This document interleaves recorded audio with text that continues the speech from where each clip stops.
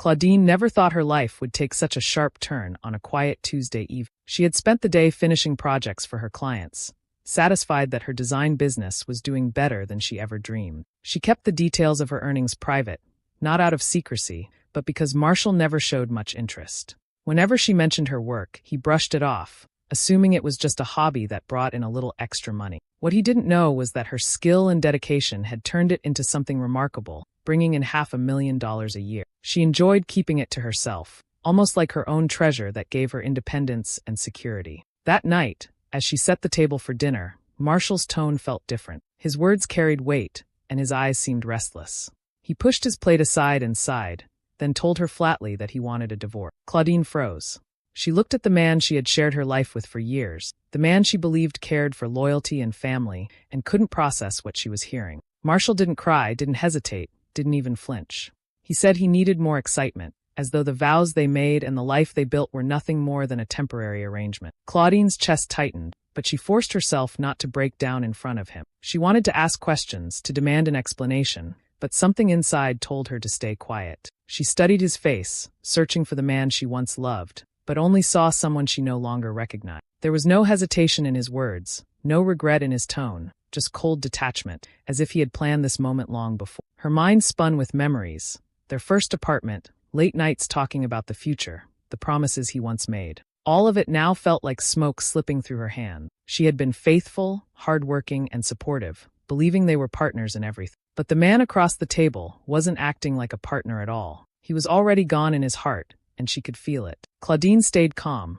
though her insides burned with confusion and pain. She nodded slowly, holding back tears that threatened to spill. She didn't give him the reaction he seemed to expect. He wanted drama, perhaps even a scene, but she wouldn't give him that satisfaction. Something told her this was only the beginning, and she would need all the strength she had to face what was coming next. When Marshall stood up and walked away, leaving her alone at the table, the silence around her felt crushing. The woman who had worked so hard to build a steady, secure life now found herself standing at the edge of betrayal, not yet knowing how deep it truly ran. The weeks after the divorce were heavy for Claudine. She tried to hold herself together, focusing on her work and daily routines, but the emptiness in the house was sharp. Friends and neighbors offered kind words, yet she kept most of her pain inside. She believed the worst was over, that Marshall walking out had been the final blow. But life had another cruel truth waiting for her. She first heard the news from a distant cousin who thought she already knew. Marshall wasn't just moving on, he was getting married again. The part that made her blood run cold was the name of the bride.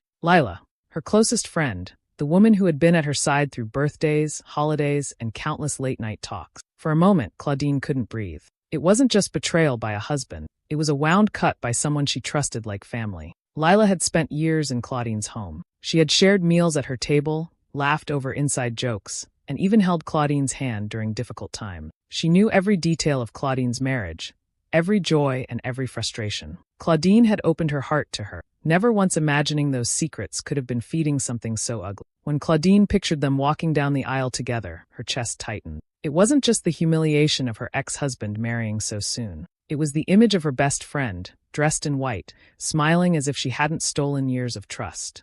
The thought of them standing before guests, acting like they had found some perfect love, made Claudine's stomach twist. This wasn't something that happened overnight. They must have been involved long before Marshall ever asked for the divorce.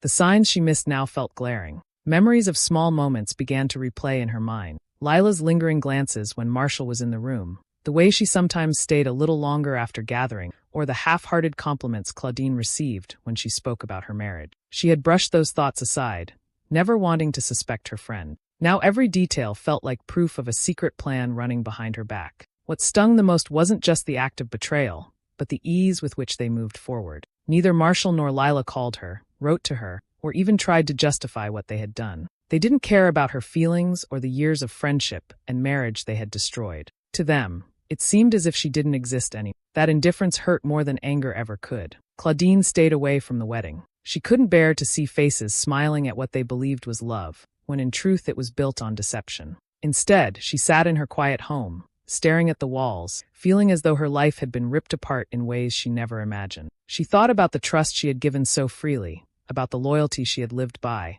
and how both had been treated as nothing. The marriage between Marshall and Laya wasn't just two people joining together. It was a cruel reminder that Claudine had been deceived by the two people she trusted most. That truth was harder than anything else, because it meant her past had been rewritten into a lie. The nights stretched long for Claudine. Sleep rarely came, and when it did, it was shallow and restless.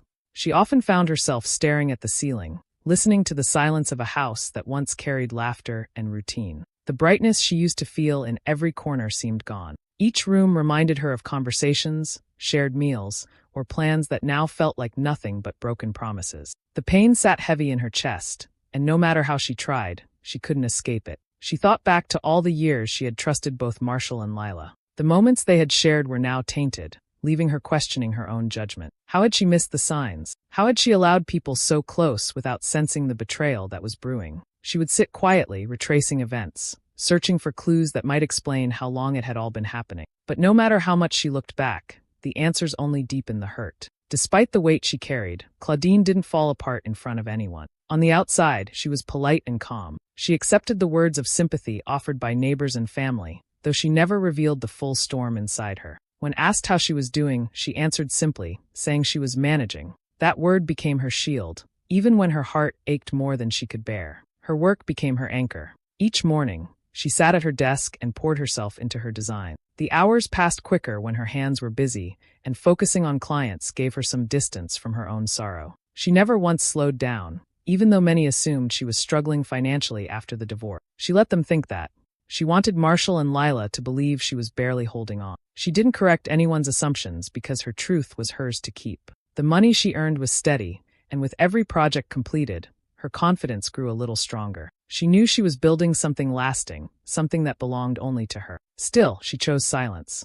Marshall had never asked about her work, and Lila had never shown real interest either. Now, Claudine guarded that success like a secret weapon, hidden away until the time came when it might matter most.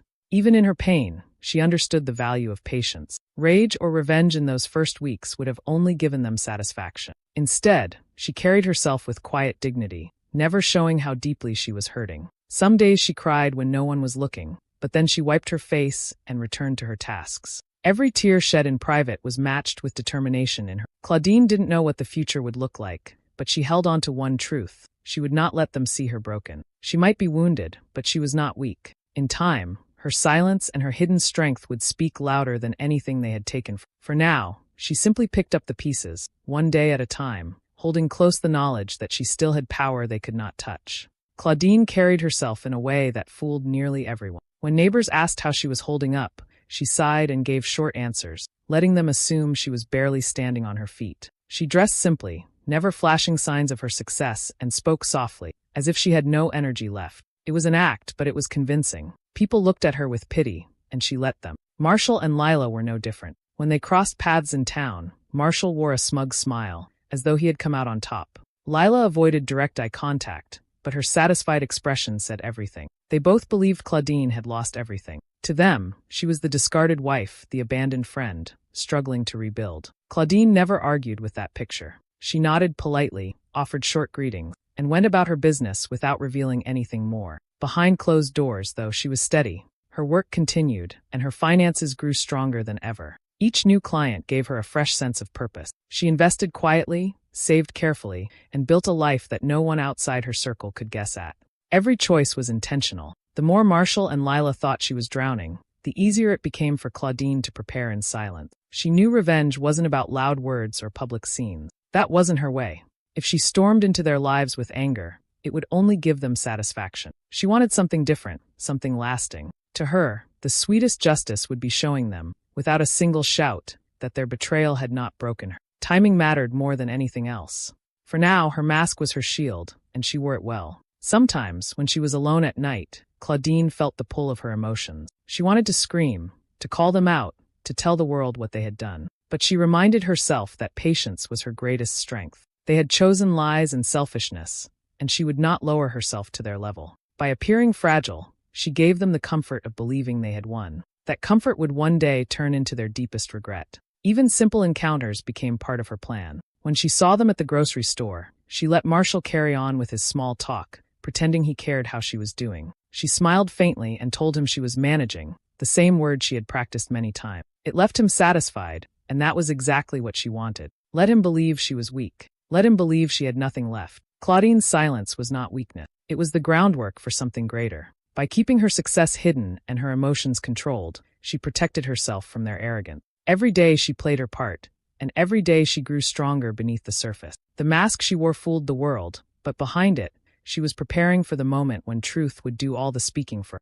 Claudine worked quietly, never making noise about what she was achieving. Each project she took on pushed her business to a higher level. Word spread among clients who valued her taste and precision, and soon her designs were in demand with people who had money to spend and weren't afraid to pay well for quality. She handled every contract with care, delivering results that impressed even the most demanding customers. The more she focused, the more her income grew, but she kept all of it private. While Marshall and Lila showed off their new lifestyle, buying flashy cars and taking vacations, Claudine moved with caution. She didn't waste money on things to impress others. Instead, she invested carefully and built stability. Her life became centered on progress, not display. She let them enjoy their shallow victories while she created something lasting. After some time, she decided it was best to start fresh in a new place. She bought a house in another town, not far from her old one, but just enough distance to feel different. It was charming, filled with natural light, and carried none of the shadows of her past. She decorated it with her own hands,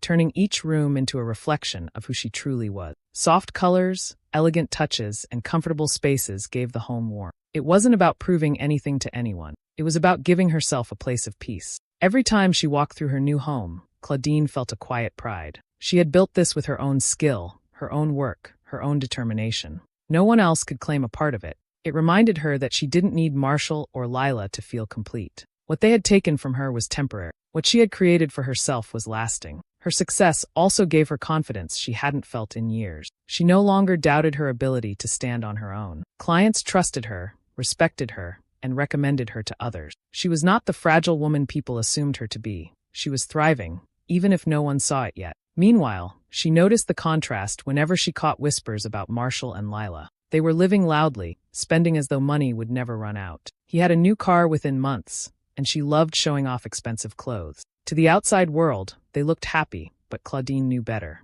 Reckless choices always came back around, and their marriage had been built on deception. She didn't need to expose them. Their own habits would eventually reveal the truth. Claudine's growth became her quiet revenge. She didn't chase them, didn't confront them, and didn't seek their attention. She focused only on building, step by step, until her life was strong enough to stand untouched by their actions. Every dollar she earned, every corner of her new home, every satisfied client reminded her that her worth was never tied to the people who betrayed her. It belonged to her alone. It didn't take long before the shine of Marshall and Lila's marriage began to fade. At first, they walked around town with wide smiles, acting as though they had everything anyone could want. But behind closed doors, things were far from perfect. Lila's confidence quickly turned into jealousy. She didn't like when Marshall spoke to other women, even casually, and she questioned him constantly. Small arguments grew into long fights, leaving both of them restless and bitter. Marshall, who had once carried himself with arrogance, now found himself worn down. He thought marrying Lila would give him the excitement he claimed to need, but instead, it gave him stress he hadn't expected. Bills piled up, and the money he once counted on seemed to vanish faster than it came in. Lila loved spending freely, buying clothes, jewelry, and anything that caught her eye. She didn't care about limits, and Marshall, eager to keep her happy, gave in more often than not. Their lifestyle looked grand on the outside, but inside their home it was tense. Raised voices became common, and neighbors noticed how often their arguments carried through the walls. The same marriage they had rushed into as a display of victory now looked more like a burden neither of them knew how to handle. Through it all, Marshall still carried the belief that Claudine had been left behind with nothing. He assumed she was scraping by, barely making ends meet. That thought gave him comfort, as though her imagined misery proved his choice was right. To keep that image alive, he often flaunted their spending. When he saw Claudine in town, he made sure to park his new car where she could see it or mention their trips loudly enough for her to hear. He wanted her to feel envious, to believe he had won. Claudine never gave him the reaction he wanted. Whenever she crossed paths with them, she smiled politely and exchanged brief words. Her calm expression offered no clue about her true life. She didn't mention her thriving business, her beautiful new home, or the peace she had found. Instead, she let them keep their illusion. She knew their marriage was already cracking, and she didn't need to lift a finger for the truth to show itself. Each time Marshall tried to show off, Claudine's soft, unbothered responses only fueled Lila's insecurity. Lila couldn't stand that Claudine appeared unaffected. She wanted to see her broken, yet all she saw was a woman who carried herself with quiet dignity. That calmness unsettled her more than anger ever could. While Marshall and Lila argued late into the night, Claudine slept in peace. While they wasted money to impress others, she saved and grew stronger. Their downfall was already beginning, not because Claudine sought revenge, but because their life together had been built on lies and selfish choices. And though they tried to hide it from the world, the cracks in their marriage grew wider with every passing day.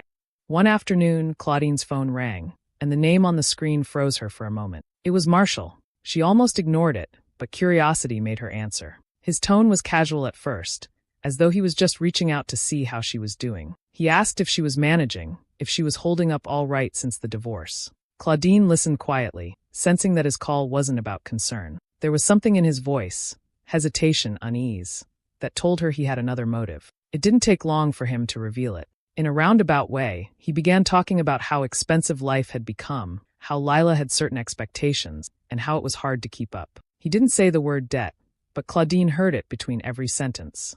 Then, as if testing the waters, he mentioned that maybe their marriage could have survived if she had been more supportive, more adventurous, less focused on simple routine. He painted himself as a man who had only walked away because she didn't give him the spark he wanted. Claudine stayed calm, her voice steady. She didn't argue or defend herself. She didn't remind him of his betrayal or of the pain he had caused. She knew exactly what was happening. He wasn't calling because he missed her or because he regretted leaving. He was calling because he thought she was as lost as he was. In his mind, they were both sinking, and maybe they could lean on each other again. What he didn't realize was that Claudine was nowhere near sinking. She was steady, stronger than ever, but she wasn't about to let him glimpse that truth just yet. She gave him polite answers, nothing more. When he tried to push further, hinting that maybe they could talk more often, she excused herself and ended the call. That night, she thought about his words. For years, he hadn't cared enough to ask about her work or her happiness. Now, when his own life was falling apart, he suddenly wanted to reach out. It wasn't love.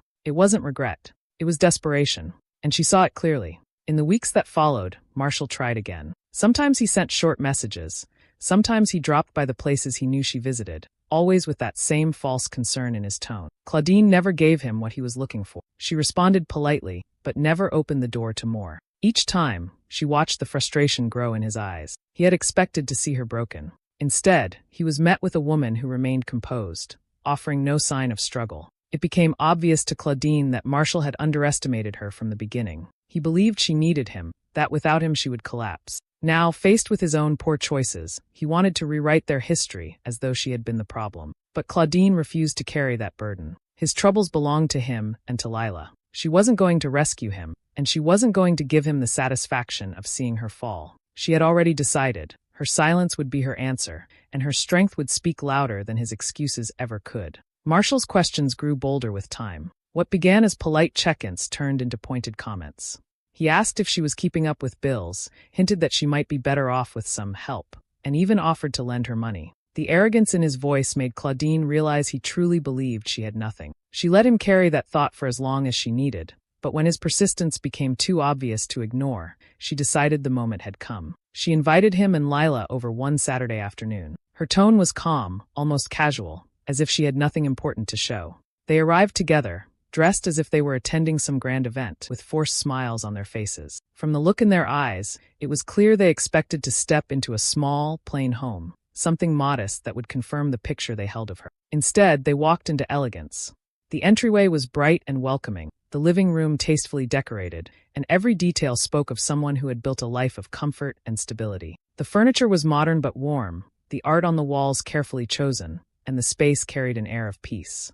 Nothing about it looked borrowed or temporary. Marshall's smile faltered the moment he stepped inside. His eyes moved slowly from one corner to the next, and he couldn't disguise his confusion. Lila's face tightened, her lips pressed into a thin line. Claudine guided them to the sitting area with quiet grace, offering refreshments as if this were just a normal visit. They tried to make small talk at first, but the weight of what they were seeing pressed into the room. Finally, Marshall asked how she managed all of it. Claudine looked at him calmly, then explained. She told them about her design work, how it had grown over the years, and how she had been earning $500,000 annually without either of them knowing. She didn't raise her voice, didn't gloat, didn't use sharp words. She simply laid out the truth with poise. Marshall's face lost its color. The man who once thought she was dependent on him now sat speechless, his confidence slipping away. Lila, on the other hand, couldn't contain her anger. Her eyes flashed with fury, and she muttered accusations about Claudine keeping secrets, about being dishonest. Claudine let her words pass without reaction. She didn't owe them an explanation for what she had chosen to keep private. For Claudine, the victory wasn't in seeing their discomfort, it was in reclaiming her place with dignity. She had no need to insult them or throw their betrayal in their faces. The truth itself was enough. They had believed she was broken. Now they stood in the middle of a home that proved otherwise. As they left, the silence between Marshall and Lila was heavy. Claudine closed the door behind them, her heart steady. She hadn't shouted or sought revenge with anger. She had simply shown them what they could never take away: her strength, her success, and her ability to thrive without them. Days after their visit, Marshall showed up again at Claudine's door, this time alone. His face was pale, and the confidence he once carried was gone. He spoke quickly, his words tumbling over one another as he admitted he had made a mistake. He said he had been confused, that his marriage with Lila wasn't what he thought it would be, and that maybe they could find their way back to each other. Claudine listened in silence, her hands steady at her sides. Not long after, Lila appeared too furious and bitter. She accused Claudine of hiding her success on purpose, of being deceitful, of keeping secrets just to make them look foolish. Her voice rose with every sentence, dripping with anger and frustration. She called Claudine selfish, acting as if she had somehow been wronged. Claudine stood quietly, letting both of them speak their piece, her expression calm and unshaken. When their words ran out, Claudine finally spoke. She didn't shout, didn't throw insults, didn't even show the pain they had caused. Her voice was clear and controlled as she told them exactly what they needed to hear. You both chose your path. Now live with it. The sentence hung in the air like a final strike. Marshall's shoulders slumped, his eyes filled with a desperate look, as though he had lost something he couldn't get back. Lila's face twisted with rage, unable to accept that Claudine would not bend. For years, both of them had believed they were in control, that Claudine was weak, that they held the upper hand. In that moment, it was undeniable who truly had the strength. Claudine didn't drag the conversation out. She didn't allow them to linger or explain themselves further. With steady hands, she guided them to the door. She opened it wide and stood tall as they stepped out.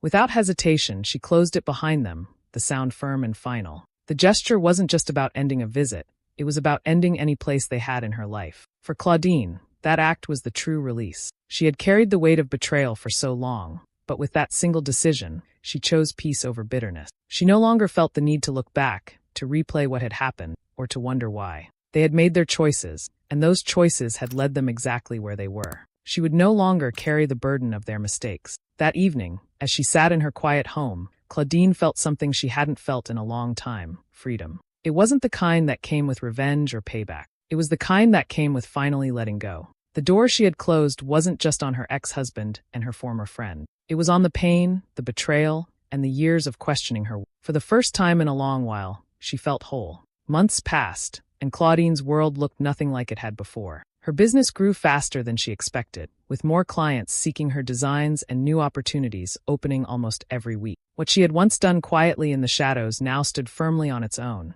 and the work she loved filled her days with both purpose and pride. Money was no longer a concern. It flowed steadily, but more important than the numbers was the sense of control she felt over her own life. Her home reflected her peace. It wasn't just a place to live. It was a place that carried her strength in every detail. She enjoyed mornings with coffee by the window, evenings spent reading in quiet rooms, and weekends hosting small gatherings with people who truly cared for her. There was no tension, no pretense, no fear of betrayal. The calm was something she had longed for without even realizing how much she needed it. Claudine's laughter slowly returned. At first, it was soft, hesitant, as though her heart needed time to trust again. But with each passing day, she found joy in simple things: conversations with kind people, the satisfaction of completing a project, the comfort of knowing she was safe in her own space. The shadows that had once followed her grew fainter, replaced by light she created herself. Looking back, she saw everything more clearly. For a long time, she thought revenge meant showing them their failure, proving how wrong they had been. But with distance, she realized that wasn't the point at all. The real victory wasn't about destroying Marshall or Lila. It wasn't about watching their marriage collapse or their happiness fade. The real victory was proving, to herself most of all, that they had not destroyed her. They believed they had stolen her life, her stability, even her sense of worth. Yet the life they thought they ruined was the very one she rebuilt stronger than before. She was freer without their presence, happier without their shadows, and more confident than she had ever been when they stood beside her. Their betrayal had pushed her to rise higher, not fall apart. That was something neither of them could take credit for. Claudine no longer wasted energy thinking about what they were doing. Whether they argued, struggled, or continued pretending to be happy didn't matter. Their choices no longer had power over. The only life that mattered was the one she was living, and it was full. One evening, as she walked through her quiet home, Claudine felt a deep sense of closure. She understood now that true revenge wasn't fire, anger, or dramatic words. It was peace. It was freedom. It was standing tall, unshaken, and smiling at a future she built with her own hands. And in that moment, she knew she had won. Not because they lost, but because she had chosen herself, and that choice had given her everything she needed. And that wraps up today's story. Now we want to hear from you. Where are you watching from? Drop your city or country in the comments, and let's see how far these stories reach. If this story moved you or gave you chills, give it a like, share, and subscribe for more powerful stories. One last thing, rate the story from 1 to 10 in the comments. Your feedback helps us bring you even better ones next time. Thanks for watching. We appreciate you being part of this storytelling journey.